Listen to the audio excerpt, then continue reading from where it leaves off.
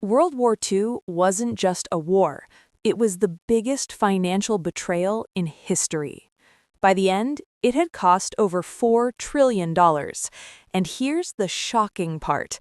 The same American companies that built your cars, Ford, GM, and Standard Oil, were also building Hitler's tanks and fueling his war machine.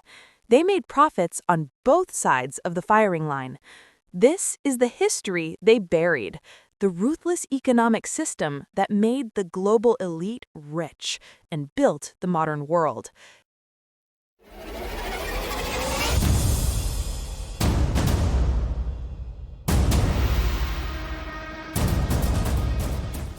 The Second World War, despite the millions of lives lost, was a major opportunity for certain financiers. They figured out how to fund both sides of the conflict, making sure that no matter who won the war, they won in the bank. The start of this hidden financial system goes back to the end of World War I. The Treaty of Versailles in 1919 forced Germany to pay massive reparations, which crushed the German economy and led to hyperinflation by 1923. International bankers, mostly from Wall Street and London, then stepped in. They offered loans to stabilize Germany's currency. The Dawes Plan of 1924 was not charity. It was a profitable deal that allowed American banks like J.P. Morgan to give credit to Germany. These loans supported the Weimar Republic, but they also set the stage for the industrial rebound that would later power Hitler's military. When Adolf Hitler came to power in 1933, his plan was rapid rearmament, something the Versailles Treaty strictly forbade.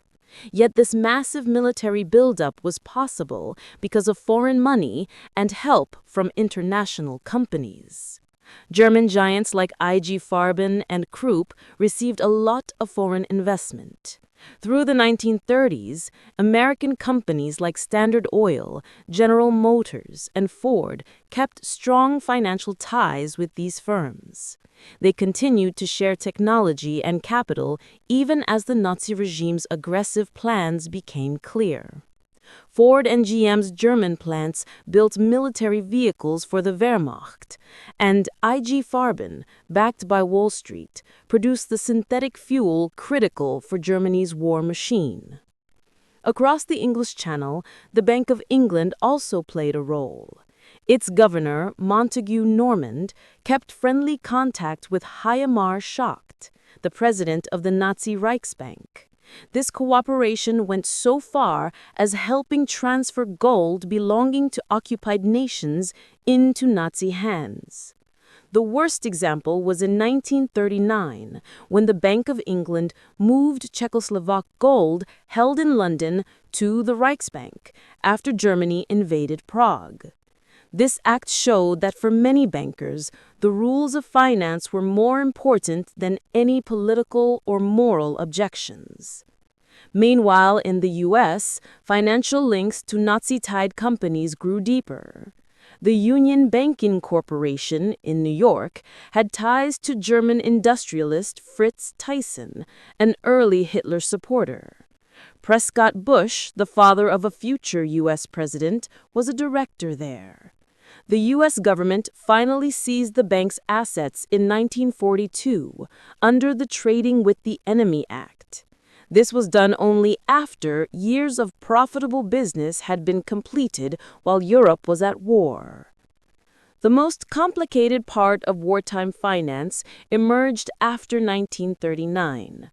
A network of neutral financial bodies acted as go-betweens for global war funding. The most important of these was the Bank for International Settlements, BIS. Founded in 1930 and based in Basel, Switzerland, the BIS was a place where central bankers from Allied, Axis, and neutral countries could still meet.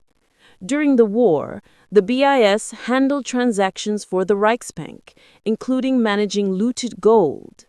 This gold was stolen from the treasuries of occupied countries and, in some terrible cases, from the victims of the Holocaust. Yet the BIS also served the financial needs of the Allies. It was a financial safe haven, immune to the war happening outside.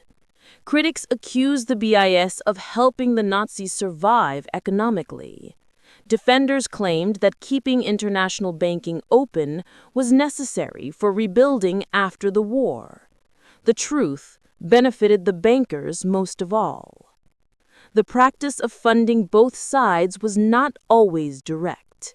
It often involved complex setups of subsidiaries and patent sharing that blurred the line between regular business and wartime aid. Standard Oil of New Jersey continued to supply key oil additives to Germany through neutral countries well into the war. IBM's German company, Die Homag, provided the punch card technology that helped the Nazi regime track and catalog populations, including Jews targeted for deportation. IBM's American headquarters claimed it could not control its foreign operations, a convenient excuse that kept profits flowing from all sides. War also gave financiers chances to profit from currency shifts and trading. Gold became the safest asset, and banks that could access international gold markets profited regardless of who was winning the battles. Swiss banks, famous for secrecy, accepted money from both Nazi officials and Allied governments. The same vaults held the wealth of enemies who would have gladly killed each other outside. The uncomfortable reality is that for the global banking elite, the war was more about ensuring their institutions survived and profited by spreading their risk. Investing in German industry while keeping ties with Britain, financing Japanese trade while securing American government contracts. These bankers made themselves essential to every nation involved.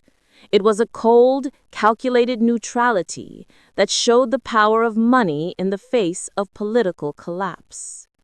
When the war ended in 1945, many of these uncomfortable relationships were quietly hidden. The urgent need to rebuild Europe using programs like the Marshall Plan and to integrate West Germany into the alliance against the Soviet Union meant that truths about wartime finance were best left unsaid. Industrialists who had worked with the Nazis were often quickly restored to positions of power. Banks that handled stolen gold and enemy assets emerged with clean reputations, ready to finance the world's new economic structure. In many cases, the same bankers who met with Nazi officials during the war were now advising Allied governments on rebuilding. History remembers wars by their leaders and soldiers, but in the shadows are the men who ensured the war machine had the cash to run. Their power came not from commanding armies, but from controlling the flow of money that supplied those armies. The Second World War was fought for freedom, but for the bankers who funded both sides, it was a business deal that ended in profit, no matter the final outcome. The irony is that the global financial system that allowed this to happen didn't disappear after 1945. It just changed. The willingness of capital to cross enemy lines and the belief that financial rules are above politics are just as true today as they were in the 1930s. The lesson is clear. When war starts, the banks don't pick a side. They pick profit.